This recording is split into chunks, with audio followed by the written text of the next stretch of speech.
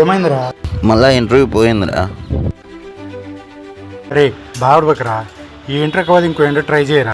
అరే ఇంకెన్ని interview face చేయమంటావురా?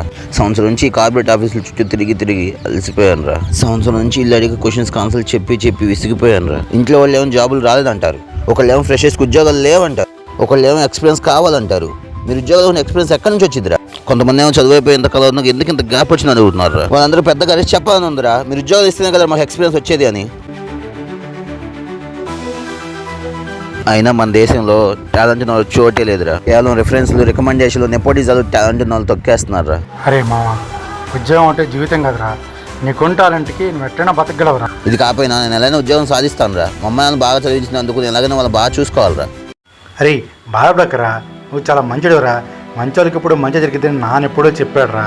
అరే కనీసం టీ అన్ని అరే నీకు ఖచ్చితంగా ఉద్యోగం వచ్చిద్దిరా. అరే టీ కోసం నా ఉద్యోగం వచ్చింది అంటున్నావు కదరా. అమ్మా ఎట్టగొట్టు నవ్వేవరా బాబు.